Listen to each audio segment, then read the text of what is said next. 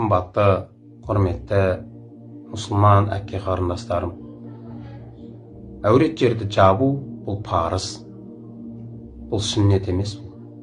Бұл жай пайғамбар саллаллаху алейхи вассаламның мына нәрсені істесеңдер жақсы болады деп айтып кеткен сөздерінен ғана емес.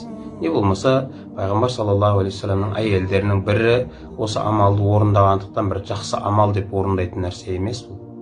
Бұл сізді жоқтан бар еткен, сізді ардақты адам қылып жаратқан, сіздің жаратушыңыз Алла тағаланың сізге ұятты жеріңді жап деп бұйырған тікелей парызы. Бұны ешкім сізге жеңілдетіп бере алмайды.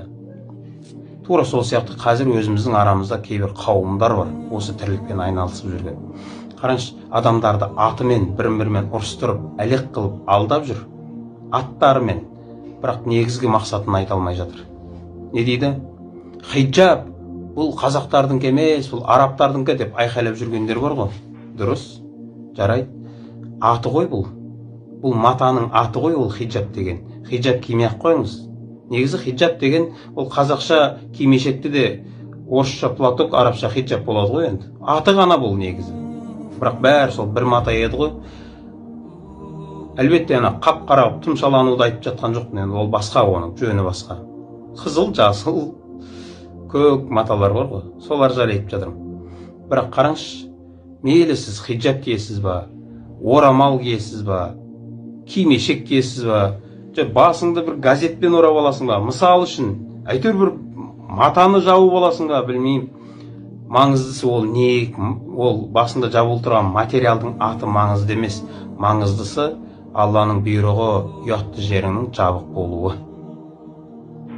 Өзге еркек адамдар сіздің әуретіңізді көрмеуі бастысы. Оны немен жабасыз, ол сіздің шаруаңыз. Бұны енді бірақ әрбір әйелдің ар ұяты, санасы, иманы шешеді. Сол үшін ағайындар, бұның жабындының, матаның көп атына мән бермей-ақ қойыңыз. Бастысы, немен жапсаңыз, онымен жапсаңыз, жабыңыз, әуретіңіз жабық болсын. Жақында бір кісі айтып жатыр, енді намаз оқыған кезде әйел адам орамал киеді ғой, бірақ енді әйел намазда орамалын тағып, бірақ көшеде жүрген кезінде орамал киюге ұялатын болса, енді оған енді ештеме етпейді, орамалсыз жүруі. Оған ештеме айтудың қажеті жоқ деп жатыр да, субханалла. Сіз кімсіз? Алланың, қараңызшы, Алла тағала айтады әйел адамдарына, ұятты жерлеріңді жап дейді. Сіз айтасыз, ұялсаң ештеме етпейді, жүре беруге. Біз иман болатын болсақ, біз харамды халалға айналдырып беру үшін, не болмаса парызды сүннетке айналдырып беру үшін иман болып отқан жоқпыз. Біз шариғатта не бар, қалай бар, солай айтуға бұйырылғанбыз біз. Парызды парыз деп, харамды харам деп. Қалай бар, солай айтуымыз керек. Ертең Алланың алдына барған кезде әрбір сөзіміз үшін жауап беретін күн туады. Бұны біз әйел адамдарына, қауымдарына жеңілдетіп бере алмаймыз бұны.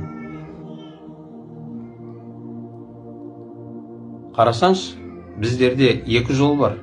Үшіншісі жоқ. Біріншісі айтсақ шындықты айту. Екіншісі үндемеу. Шындықты айта алмайсың ба? Екінші жол онда үндемеу. Үшінші жол жоқ. Адамдардың көңіліне қарап, парызды жеңілдетіп, ол әуреттерің жаппай көшеде жүре берсең болады, ұялсаң егер деген сөз. Құдалыққа барған кезіңде 100 грамм тарт десе, ұялсаң тартып жібере сал деген сөз ғой. Бұл екеуінің не айырмашылығы бар? Сол үшін ағайындар, әйел адамдарына айтар едік, әуретті жабу бұл парыз. Бұған талқылау жүрмейді. Қалай жабасыз, ол сіздің шаруаңыз. Ертең Алланың алдына барған кезде, қазір қалай ақталсаңыз, олай ақтала беріңіз адамдарға. Ойбай, мен көп қой енді ақталар, менің жүрегім таза деген сияқты. Бізге, мысалы, маған, басқа қасыңыздағы адам, жалпы танысыңыз бар, ақтала беріңіз. Қалай ақталсаңыз да ақтала беріңіз. Қазір ақталу жүре береді, бірақ Алла тағаланың алдына барған кезде ол жүрмейді. Ол жерде тек шындық айтылады.